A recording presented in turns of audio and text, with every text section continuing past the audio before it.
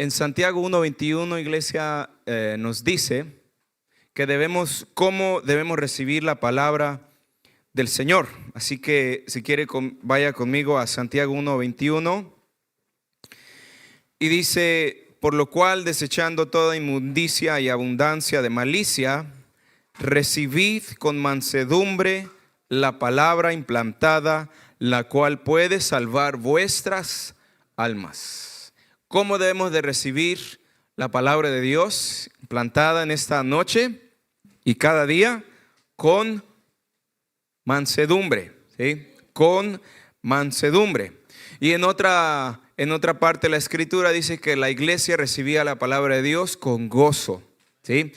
Y debemos recibirla con reverencia, la palabra de Dios. Cada vez que abrimos la Biblia, Dios abre su boca y nos habla a nosotros. Amén, qué privilegio. Pues, hermanos, vamos a estar en esta noche, en esta tarde, en Romanos 2. Así que vaya conmigo a Romanos, si tiene su Biblia. Ábrala a Romanos 2:17. Nosotros allá en Erlanger hemos estado en Romanos todo el libro desde hace ya unos meses. Y la verdad nos va a tomar todavía unos meses porque es muy largo. Pero dentro de lo que es Romanos es básicamente toda la Biblia. Dicen que el Romanos es el resumen de toda la Biblia. Y si usted quiere escuchar todo el Evangelio, comience Romanos. Aunque sí, Romanos es uno de los libros que es uno de los más difíciles de entender también, porque tiene mucha teología, mucha doctrina y mucho fundamento de nuestra fe.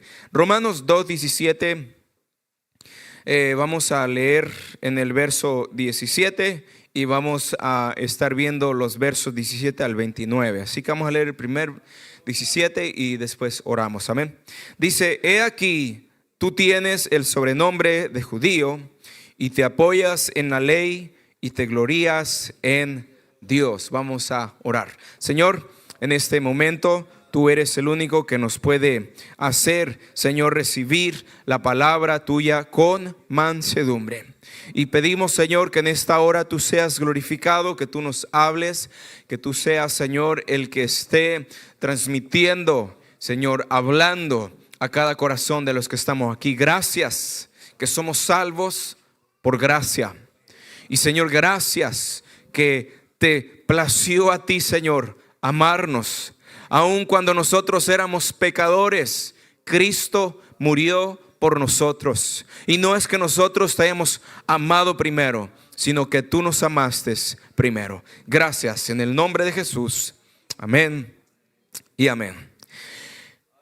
Yo no sé si usted conoce Romanos 1, pero Romanos 1 habla de que nadie que no es creyente no tiene excusa de no conocer a Dios, porque Dios se revela desde la creación del mundo a toda la humanidad.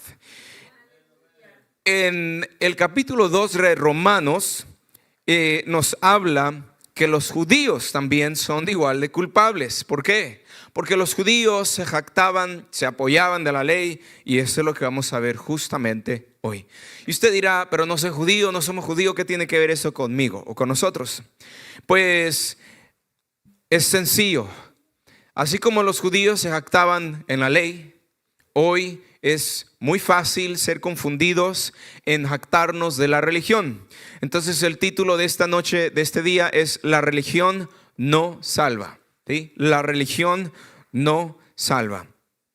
Y esto es lo que vamos a ver, que el apóstol Pablo despoja los judíos religiosos. ¿Por qué? Porque había una falsa seguridad, había hipocresía y había legalismo.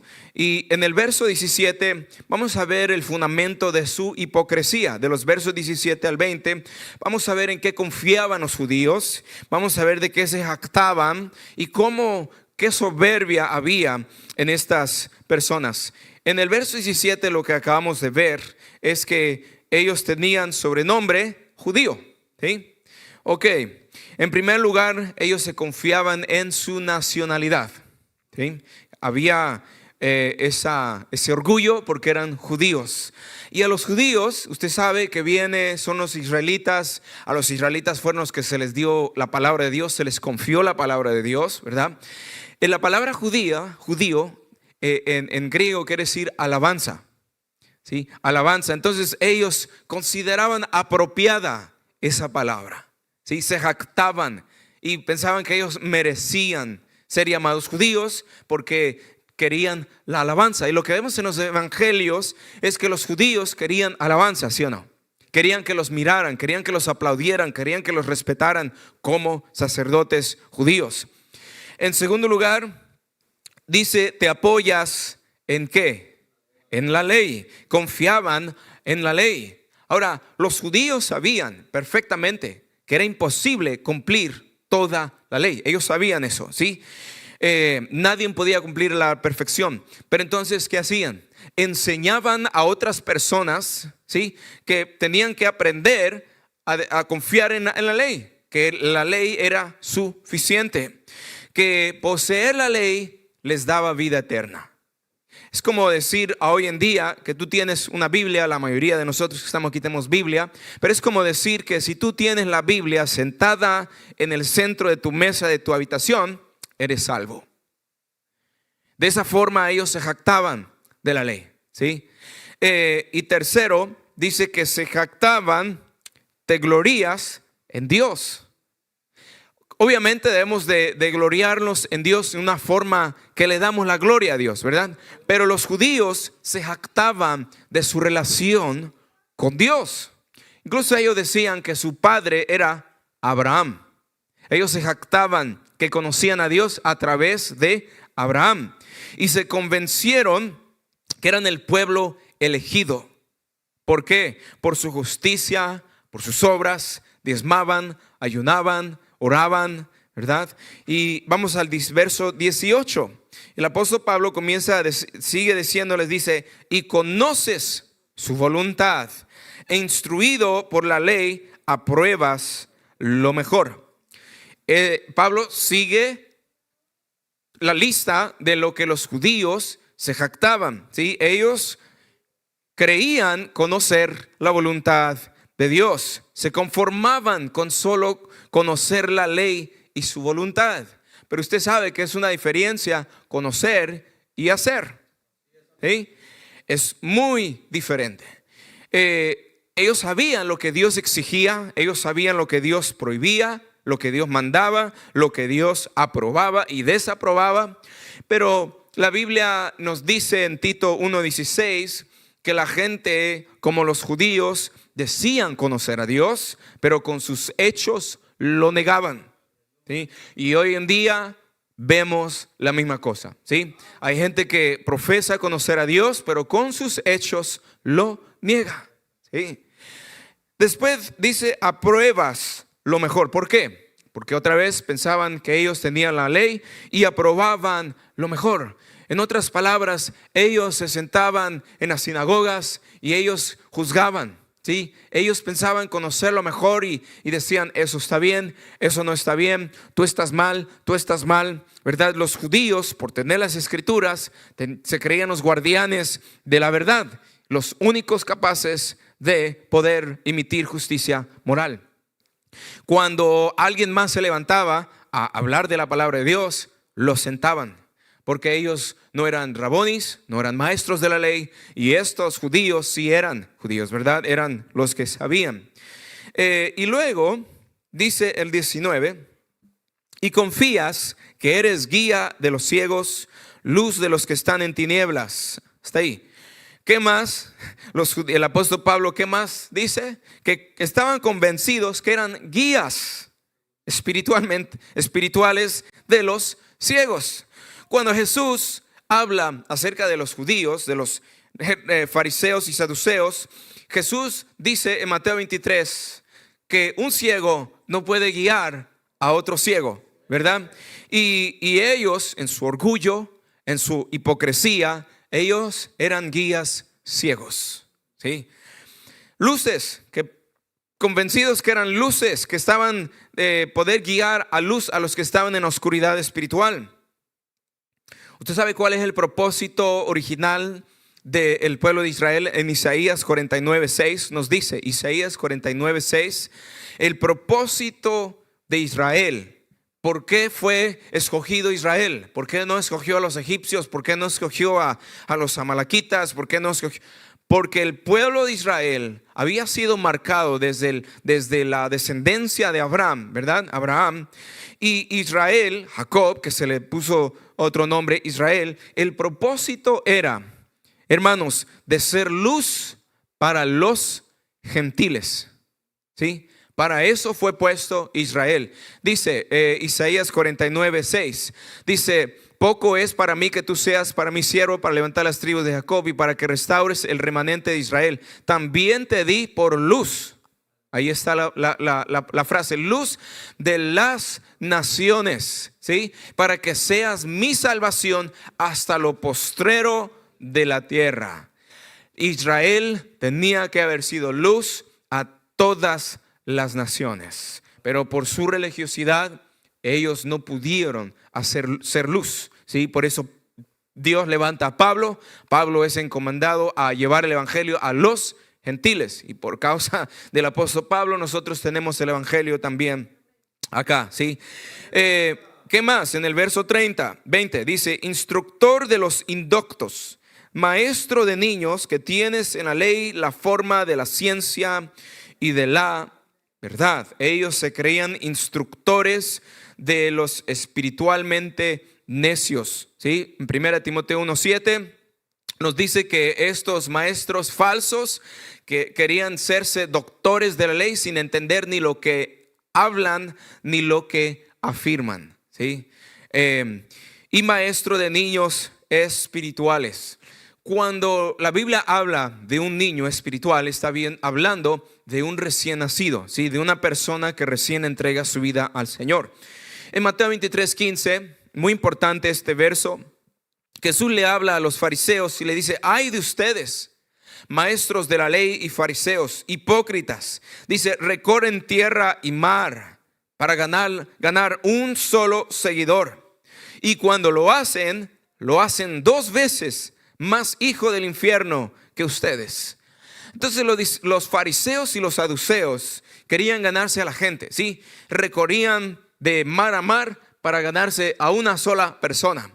Pero por cuanto ellos en la ley se creían jactantes de la ley, pues no permitían que otros pudiesen llegar a conocer a Dios, porque les imponían leyes que ellos mismos no podían seguir, ¿sí? Entonces le dice Jesús a los fariseos: los hacen 2 veces más hijos del infierno, del infierno que ustedes. ¿Ven lo que el apóstol Pablo les dice a los judíos? Esto es lo que eran los judíos, esto es lo que hacían los judíos. Ahora, eso es el fundamento de su hipocresía. Vamos a ver el fruto de su hipocresía, de los versos 21 al 23. Dice: tú pues, que enseñas a otro, no te enseñas a ti mismo. Tú que predicas que no se ha de hurtar, hurtas, ¿sí? En el verso 21 son culpables de hipocresía. Dios no se impresiona de cuánto de la Biblia sabes. Dios no se impresiona de cuánta teología sabes, ¿sí? Pero se refleja en tu estilo de vida, ¿sí? Lo que sabes. Mateo 23:3 dice: así que deben obedecerlos. Jesús le está hablando a los seguidores, le está diciendo que deben de obedecer a los fariseos y hacer todo lo que les digan. ¿Por qué? Si usted dice: pero si los fariseos estaban mal, no deberían de seguirlos. Los fariseos tenían la Biblia. Es como si yo me pongo aquí a predicarles la palabra y después yo voy y hago lo opuesto que les acabo de predicar. Ustedes deben de hacer lo que está aquí, ¿sí? ¿Por qué? Porque yo no estoy hablando, la palabra de Dios no es mía, ¿verdad? Es del Señor. Entonces los fariseos tenían las leyes. Los fariseos les decían qué hacer a la gente. Entonces Jesús le está diciendo, hagan lo que ellos dicen. Pero dice, no hagan lo que ellos hacen. Porque otra vez es una cosa decir algo y hacer algo, ¿sí? Porque no practican lo que predican. Eso está en Mateo 23:3. Déjeme decirle algo, hermanos, que es mejor saber poco y hacer mucho, a que saber mucho y hacer poco. Es mejor que tú sepas algo de la Biblia, aunque sea un poquitito, pero que lo pongas a práctica. ¿Sí? Eso es lo que Dios prefiere. Vivir lo que predicamos. No tienes que saber toda la Biblia para obedecer a Dios. Simplemente obedece lo que Dios te dice a ti en ese momento. ¿Sí? Predicaban contra el robo, porque dice ahí, tú que predicas contra el robo, robas. ¿Sí? Eran culpables de robo los judíos, unos a otros. Imagínense, se robaban los unos a los otros, estafaban a los pobres. Eso está en Amós 8:4. Aceptaban sobornos, mordidas e intereses excesivos. Por cierto, no es bíblico aceptar mordidas. ¿Usted sabía eso? No es bíblico aceptar soborno. Es hacer las cosas bien como son, aunque nos cueste salir de nuestro camino, aunque nos cueste más, pero no aceptar soborno, ¿sí? Eso es lo que los judíos hacían. ¿De quién más robaban? Si ellos robaban, Jesús le está diciendo, ustedes roban. ¿A quién más robaban? A Dios. ¿Sí? En Malaquías 3:8, ¿verdad? Y 9, ¿robará el hombre a Dios? ¿Sí? Sin embargo, ustedes me roban a mí. Wow, que Dios te diga directamente a ti, me estás robando, Raúl. Me estás robando. O sea, Dios les está diciendo directamente a los judíos, me están robando. ¿En qué? Y todavía tienen el agas de decir, ¿cómo te robamos? ¿Verdad? Y Dios le responde, en diezmos y ofrendas. Están bajo maldición toda la nación porque me están robando. ¿Sí? Usted sabía que cuando nosotros le robamos a Dios, nos robamos a nosotros mismos. ¿Sí? Porque Dios es el que nos da todo. Y si nosotros le robamos a Dios lo que es de Él, pues ¿qué creen? A nosotros mismos nos estamos robando. Los cristianos en promedio, y esta es una estadística, hermanos, en todo el mundo, no en Estados Unidos, no en México, no en Guatemala, en todo el mundo, el promedio del cristiano diezma 2 al 3% de sus ingresos. ¿Usted sabe cuánto es eso? Es muy poco. 2 a 3% de sus ingresos. Y luego se pregunta la gente, ¿por qué estamos bajo maldición? Cuando Dios nos ha dado la respuesta desde Malaquías 3. ¿Sí? No queremos caer bajo maldición, ¿verdad? Nadie quiere estar bajo maldición. Pero entonces tenemos que dejar de hurtar, como los judíos hacían en ese tiempo. Estoy hablando en la iglesia general, ¿verdad? ¿Qué más predicaban los judíos? En el verso 22 dice, tú que dices que no se ha adulterar, adulteras. Ellos quizás no cometían adulterio físico. ¿De qué otra forma se puede adulterar, pastor?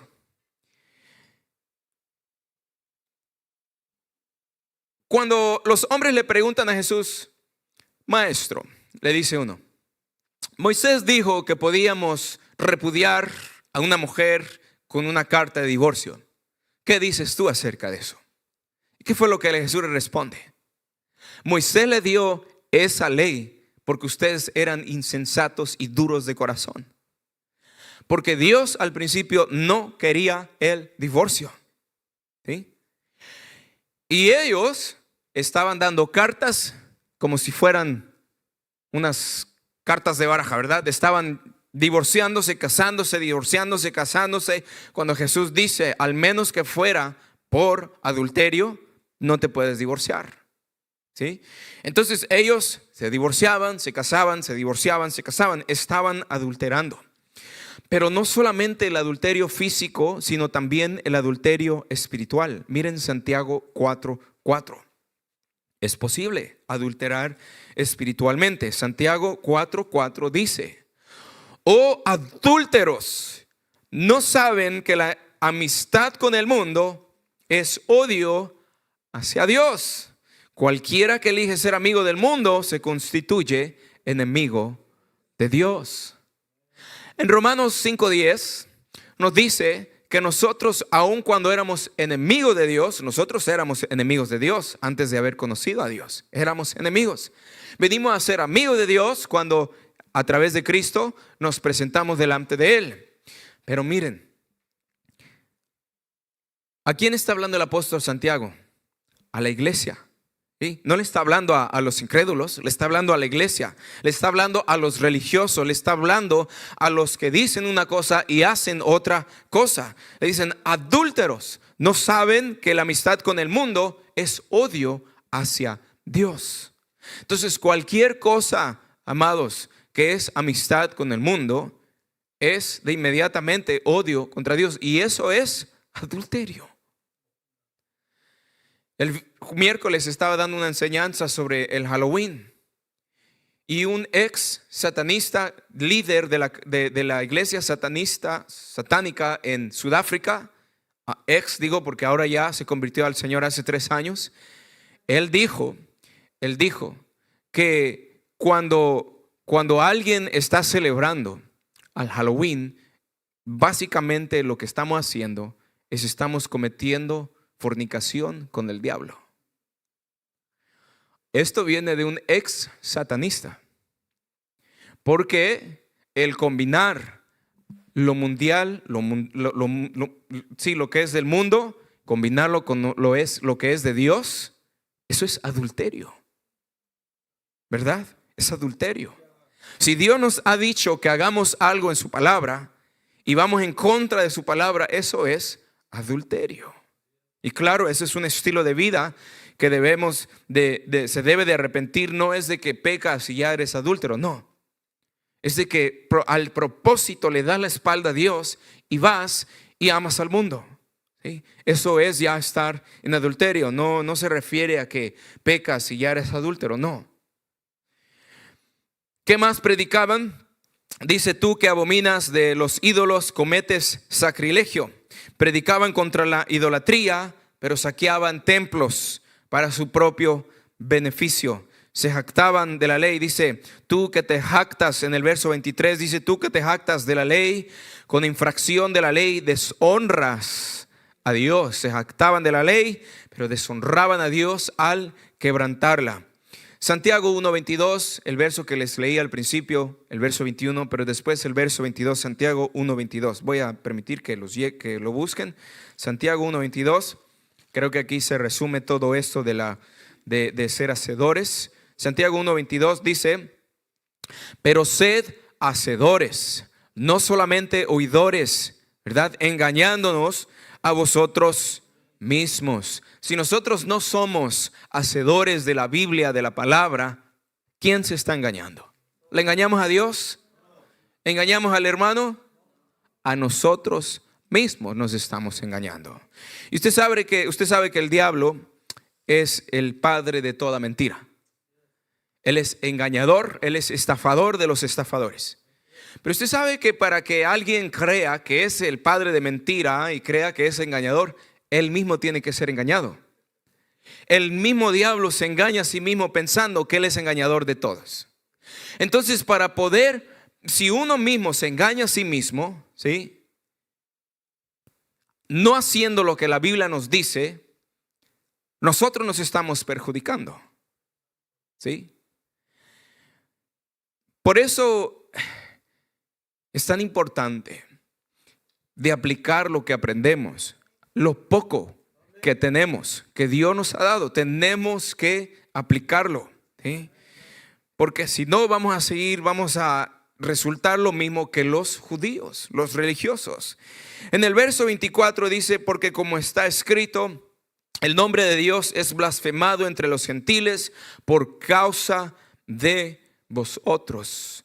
Los judíos eran culpables de hacer tropezar a los incrédulos. ¿Quién va a querer seguir a Dios viendo a los fariseos y a los saduceos? ¿Quién? Nadie. ¿Sí? Pero los gentiles blasfemaban a Dios por culpa de los religiosos fariseos, de los judíos. ¿Sí? El nombre de Dios era blasfemado.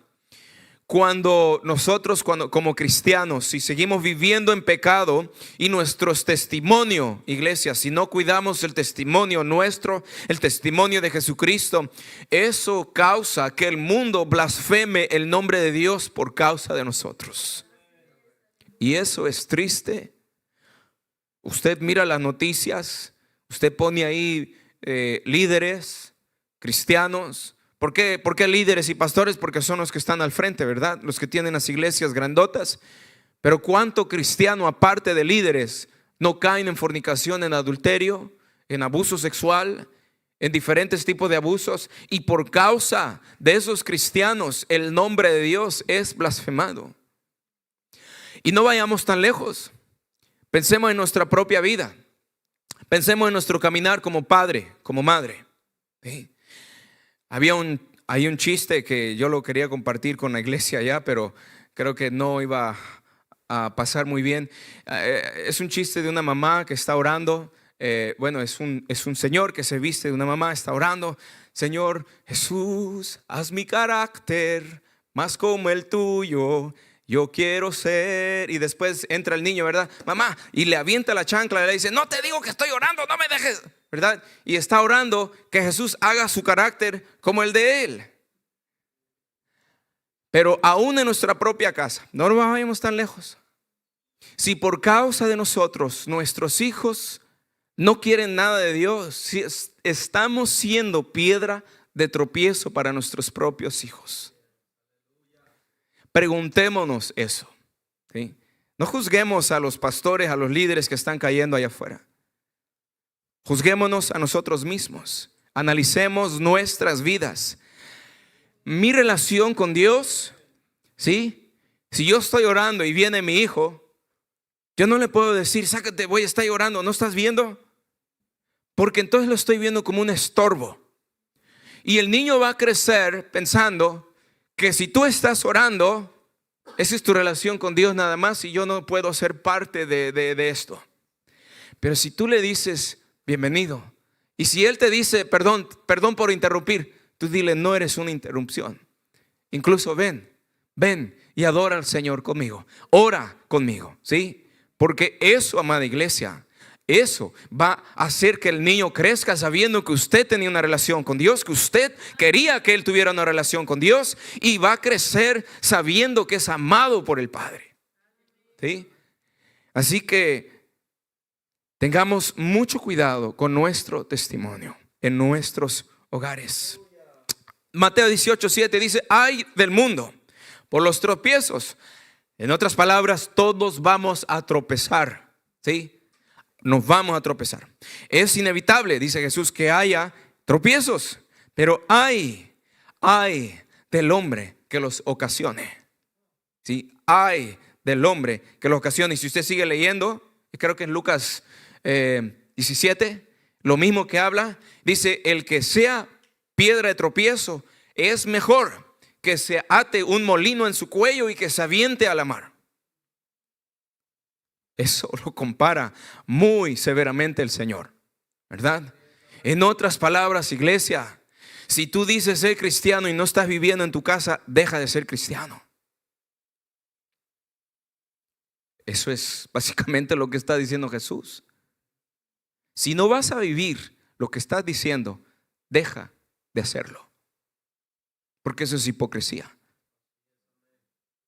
Y la hipocresía va a llevar a la blasfemia a otros, a blasfemar el nombre de Dios. ¿Cuántas veces el apóstol Pablo le dice a Timoteo, cuídate? Los obispos, cuídense para que la palabra de Dios no sea blasfemada, ni el Señor el nombre de Dios sea blasfemado, ¿verdad? A los diáconos, a las diaconisas les dice lo mismo. Cuídense, cuiden su testimonio para que el nombre de Dios no sea blasfemado. Esto es palabra difícil, amada iglesia, porque la religión no nos salva. El venir a la iglesia cada domingo, cada miércoles, cada jueves, conectarte, eso no te salva. Eso es estar ocupándote en tu salvación, ¿sí? Tú eres salvo y por lo tanto vas a ocuparte en estas cosas. Pero eso no es lo que salva, ¿sí? En 1 Corintios 10,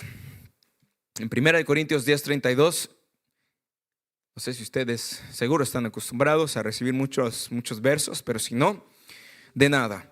1 Corintios 10, 32 al 33 dice: no hagan tropezar a nadie, así como yo procuro agradar a todos en todo, porque no busco mi propio bien, sino el bien de muchos. ¿Para qué? Para que sean salvos. ¿Sí? Para que sean salvos. Que no seamos culpables de tropiezo a otras personas. Incluso Pablo dice: si por causa de mi hermano, ¿verdad? Él tropieza porque yo como carne, nunca más volveré a comer carne. ¿Sí? Pero si yo sé que un hermano, ¿verdad? No está de acuerdo con esto, no lo voy a hacer. No lo voy a hacer. ¿Para qué? Para que sea salvo. Esto obviamente está hablando de las personas afuera. Pero tengamos mucho cuidado de nosotros mismos. Es fácil juzgar a los judíos que estaban, incluso hoy en día muchos se jactan de la ley, ¿verdad? No creen en el Mesías. Es fácil juzgarlos, incluso juzgar a los que estaban en la Biblia. Pero usted sabe que cuando señalamos cuántos dedos tenemos hacia de nosotros, 3, ¿verdad? Entonces, al juzgar a otros, nosotros caemos en mayor condenación. Entonces analicemos nuestra vida primero y saber que la religión nos salva. Vamos a ver el verso 25. Pues en verdad la circuncisión aprovecha si guardas la ley. Pero si eres transgresor de la ley, tu circuncisión viene a ser incircuncisión. Otra cosa que los judíos ponían mucho valor, ¿sí? Ellos pensaban que la circuncisión los salvaba. Y esto mal interpretaban el valor de la circuncisión. En los tiempos de los judíos, incluso ¿a quién fue que se le dio el mandato de la circuncisión? Fue Abraham, ¿verdad? Que circuncidó por primera vez a su hijo Isaac, cuando tenía 13, 14 años. Pero bueno, el significado de la circuncisión son 3 cosas. Identificación, que es un pueblo del pacto de Dios. ¿Sí? Se identificaba de esa forma. En ese tiempo se sabía que el circuncidado era del pueblo de Dios. Segundo, era una señal externa de una realidad interna. ¿Sí? No se podía circuncidar sin no saber que era judío. Y tercero, era un símbolo gráfico. Era como cortar la naturaleza pecaminosa. ¿Sí? Eso era lo que era la intención de la circuncisión. Y este gran valor, los judíos que no entendían, vivían su propio significado de ellos. Pero aplicándolo a nuestra vida de hoy, hay personas religiosas que ponen su confianza ¿en qué? En el bautismo en agua, la Santa Cena, ¿verdad? En haber nacido en un hogar cristiano. Solamente porque naciste en la cuna del Evangelio no te hace a ti cristiano, ¿verdad? Gente que se confía en alguna denominación, incluso la oración del pecador. ¿Usted sabía que eso de la oración del pecador, si oras conmigo esta oración serás salvo? Eso no está en la Biblia. La oración del pecador comenzó cuando el evangelista Billy Graham, sí, comenzó a hacer sus cruzadas, invitaba a la gente y decía: ora la oración del pecador. Pero antes de eso no había tal cosa. Claro, Romanos 10:10 nos dice que el que confiesa con su boca, ¿verdad?, que Jesucristo es el Señor y cree en su corazón que Dios le levantó de los muertos, será salvo. Tenemos que confesarlo, obviamente, pero no podemos decir: si yo hice esa oración, eso fue lo que me salvó. No, porque entonces estaríamos jactándonos en algo que nosotros hicimos. ¿Sí ven? Y estos son símbolos externos. La Santa Cena, el bautismo son símbolos externos de lo que hay dentro de nuestras vidas, de la fe que hay en nuestros corazones, ¿sí? Sin corazón y sin vida transformada, estas cosas no tienen valor espiritual. no tienen valor espiritual, ¿sí? Repetir algunas palabras o seguir, que sigamos o no caminando con Dios, hermanos, esta es la vida eterna, ¿sí? No se trata de repetir unas palabras, sino es de caminar con el Señor. En 2 de Corintios 13:5 nos dice el apóstol Pablo que hagamos algo. Nos dice: examínense a ustedes mismos, ¿sí? Vaya conmigo, por favor. 2 de Corintios 13:5. No se distraigan. 2 de Corintios 13:5. Examínense a vosotros mismos para ver si están firmes en la fe. Pruébense a vosotros, a ustedes mismos.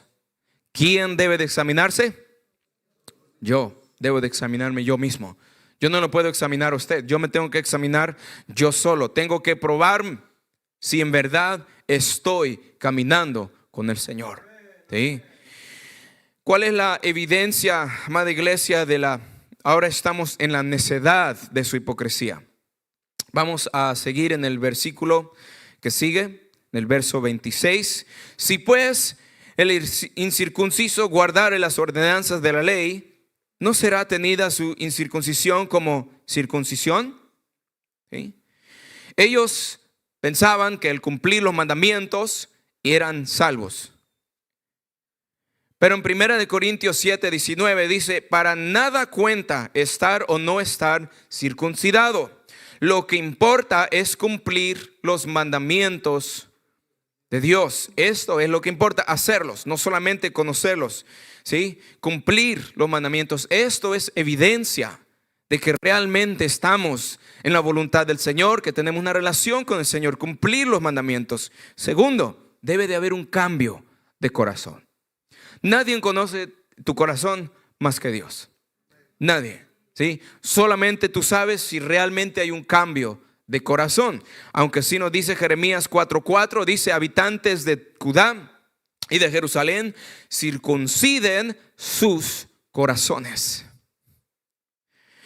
Circuncídense para honrar al Señor, no sea que por la maldad de sus obras mi furor se encienda como el fuego y arda sin que nadie pueda apagarlo. ¿Cuál es la importancia para el Señor? El corazón, ¿sí? El corazón es lo que uno debe, iglesia, de circuncidar. Incluso en otra parte el Señor le dice: dejen de rasgar sus vestiduras, rasguen mejor sus corazones delante de Dios, humíllense delante del Señor, entréguense de corazón a Dios, ¿verdad? El Señor está detrás de tu corazón, no detrás de una obra externa, ¿sí? La obra interna debe de ser del Espíritu Santo. En Deuteronomio 36, el Señor tu Dios circuncidará tu corazón y el corazón de tus descendientes, para que ames al Señor tu Dios con todo tu corazón y con toda tu alma, a fin de que vivas. Dios, amada iglesia, es el que hace la cirugía interna del corazón. Dios es el quien reemplaza ese corazón de piedra con un corazón de carne, ¿verdad? Un corazón sensible al Espíritu de Dios. Él es, amada iglesia, y Él no solamente quiere circuncidar nuestros corazones, sino también los corazones de nuestros hijos, nuestra descendencia, los hijos de sus hijos. ¿Para qué? Para que podamos amar a Dios con todo nuestro corazón. No se puede amar a Dios externamente. Empieza del corazón.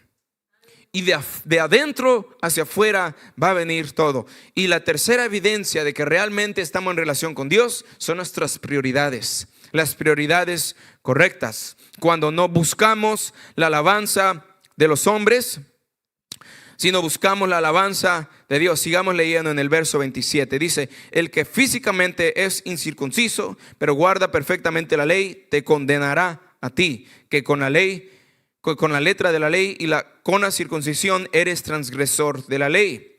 Dice: pues no es judío el que lo es exteriormente, ni es la circuncisión la que se hace exteriormente en la carne, sino que es judío el que lo es en lo interior, y la circuncisión es la del corazón, en espíritu, no en letra, la alabanza del cual no viene de los hombres, sino de Dios. Cuando uno, como hombre, como mujer, busca alabanza de los hombres, ahí hay un problema, porque entonces nuestras prioridades no están bien. Estamos buscando elogio, estamos buscando alabanza del hombre, ¿verdad? Pero buscamos la alabanza de Dios. Juan 5:44 dice: ¿cómo va a ser posible que ustedes crean si reciben gloria unos de otros, pero no buscan la gloria que viene del Dios único? ¿Sí? Las obras que hacemos simplemente, amada iglesia, son obras externas, ¿sí? Pero las obras no nos salvan, ¿sí? Las obras no nos pueden salvar. Pablo entonces diagnostica el problema, ¿sí? En el primer capítulo, ahora, y después en los siguientes capítulos, él da la solución en los capítulos siguientes. Pero la hipocresía de los judíos, los elegidos por Dios, ¿sí? Y que él los había escogido y quería cumplir su propósito en ellos. Dios tiene un propósito para cada uno de nosotros. ¿Usted lo cree? Pero necesitamos enamorarnos de nuevo de Jesús, con Jesús cada día, ¿sí? El matrimonio es lo mismo. En el matrimonio no se trata simplemente de ser fieles. Es un compromiso, claro. Pero el que yo simplemente sea fiel a mi esposa y no la ame, que no haya intimidad, ¿verdad?, con ella, conocerla, que ella me conozca a mí, si no hay eso, ¿de qué es el matrimonio? El matrimonio es una analogía entre la iglesia y Dios, ¿sí? Por eso Dios permitió que el matrimonio se estableciese aquí en la tierra. Es una semejanza, es una analogía, ¿sí? Y cuando usted está casado simplemente por un compromiso, no es amor.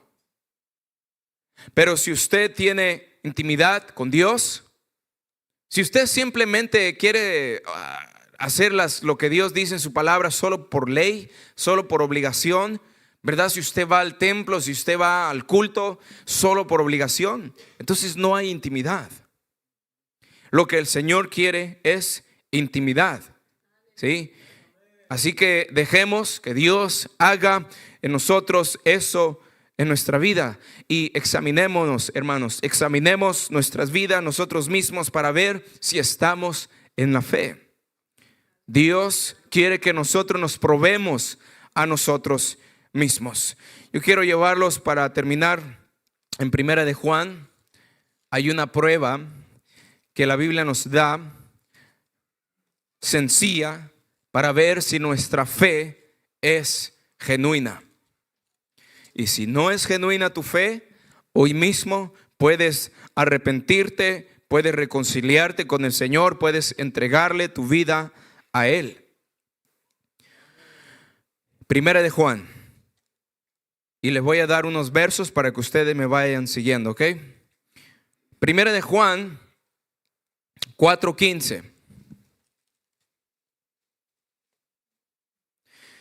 Todo aquel que confiese que Jesús es el Hijo de Dios, Dios permanece en él y Dios en él. La primera prueba, y no me respondan, simplemente ustedes ahí piensen: ¿crees que Jesús es el Mesías? Primera de Juan 2:3. Primera de Juan 2:3 dice: y en esto sabemos que nosotros le conocemos, si guardamos sus mandamientos. Al 4, el que dice yo le conozco y no guarda sus mandamientos, el tal es mentiroso y la verdad no está en él. Entonces, segunda prueba, ¿obedeces la palabra de Dios? Tercera prueba, Primera de Juan 2:28. Ahora, hijitos míos, permaneced en él, para que cuando se manifieste Jesús, tengamos confianza, para que en su venida no nos alejemos de él avergonzados. Tercero, ¿andas como Jesús? Primera de Juan 2:29. Si sabéis que él es justo, sabed también que todo el que hace justicia es nacido de él. Cuarta prueba, ¿haces lo que es justo delante de sus ojos? Primera de Juan 3:6.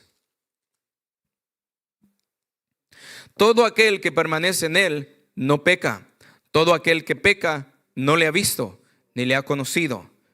¿Sí? Verso 9 dice: todo aquel que es nacido de Dios no practica el pecado, porque la simiente de Dios permanece en él y no puede pecar, pues es nacido de Dios. Y otra vez, amada iglesia, esta es la pregunta: ¿continúas en pecado habitual? Es un pecado que tú estás conscientemente haciéndolo día tras día, ¿verdad? Es un hábito ya, ¿sí? Si ese es el caso, entonces podemos concluir lo que la Biblia dice: tu fe no es genuina, ¿verdad? Debes de arrepentirte. Primera de Juan 3, 14 al 15.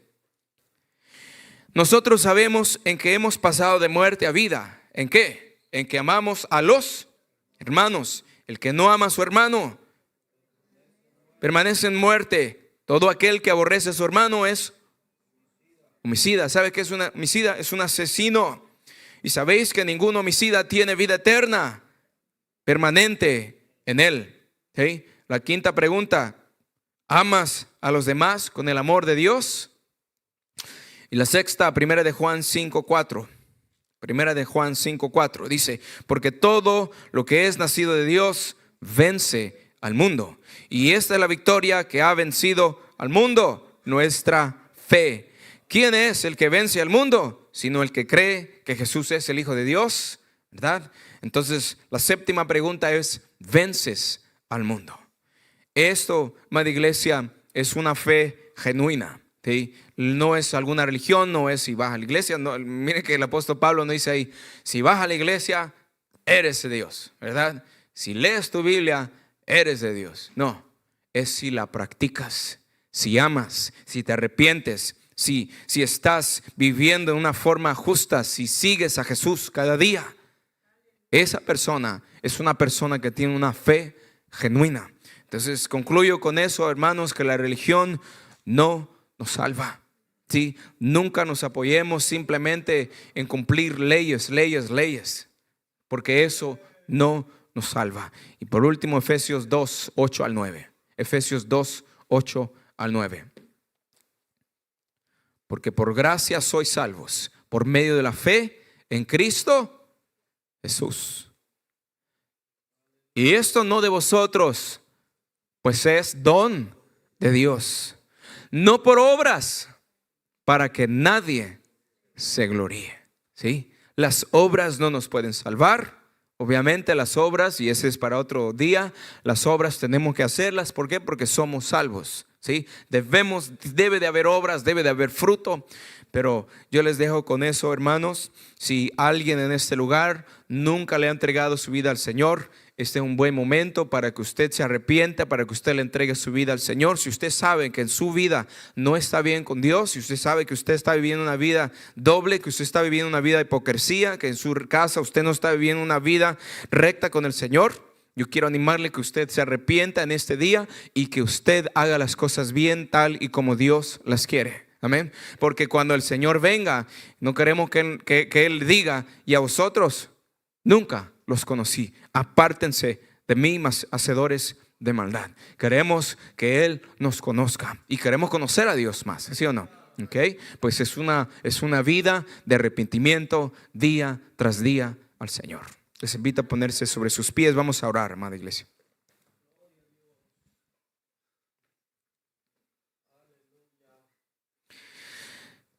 Creo que cada uno de nosotros siempre tiene algo que arrepentirse de algo. Amén. Delante del Señor ninguna de nuestras obras llega cerca del estándar de Dios. Así que hablemos con Papá Dios, digámosle lo que hay en nuestro corazón. Dios te conoce, Dios sabe lo que eres profundamente. Dios sabe cómo vives en tu casa, Dios sabe cómo vives en tu trabajo. Dios sabe qué es lo que estás sintiendo en tu corazón diariamente. Y Señor, sabemos que tú estás hablando a nuestras vidas. Y Señor, hoy nos arrepentimos. Señor, esto fue lo que Jesús vino a hablar, vino a predicar, vino a enseñar. el arrepentimiento, Señor, para el perdón de nuestros pecados, sabiendo, Señor, que ese es el primer paso para que podamos hallar, Señor, salvación que se encuentra solamente en ti, Señor. No es por obras, Señor, para que nadie se gloríe. No es lo que hacemos, no es la cantidad de horas que oremos, no es la cantidad de versos que conozcamos, Señor, sino es cuánto lo ponemos por obras, Señor. Ayúdanos que en nuestros hogares podamos hablar, podamos vivir, podamos, Señor, pedir perdón también a nuestros hermanos en la fe. Perdón, Señor, pedir perdón a nuestros hijos, pedir perdón a nuestro cónyuge, Señor, porque allí es donde se practica la verdad, ahí es donde se practica el amor, Señor. Yo pido, Señor, que tú nos ayudes a cada uno de nosotros a vivir de tal forma, Señor, que no nos engañemos a nosotros mismos, Señor, siendo oidores de la palabra solamente, no, porque no son los oidores los que son justificados, los oidores de la ley, no, sino los hacedores de la ley, los que son justificados, Señor, delante de ti, los que creen en tu palabra, los que creen que tú enviaste a tu Hijo, Señor, pero también dar ese fruto digno de arrepentimiento, fruto, Señor, que muestren, Señor, la vida, la intimidad, la relación contigo, amado Rey. Bendice a tu pueblo y sigue ayudándonos, Señor, a caminar lo que dice Miqueas 6:8. Señor, oh hombre, Dios te ha revelado lo que es bueno y que pide Jehová de ti, ciertamente y sencillamente que hagas justicia, que ames, guardes la misericordia, que ame misericordia y que te humilles delante de Dios, tu Dios. Así nos dice tu palabra, Señor. Ayúdanos, amado Rey, Espíritu Santo. Pedimos que tú sigas obrando en cada uno de nuestras vidas hasta el día en que tú regreses, Señor. Ser fiel a tu palabra y ser hacedores de tu palabra, Señor, porque la religión no salva, nunca ha salvado y nunca podrá salvar, Señor. Gracias por todo esto en el nombre de Jesús. A ti sea la gloria, Señor. Gracias. Dele una ofrenda de palmas al Señor, amada iglesia. Gracias por ese tiempo. Señor les bendiga.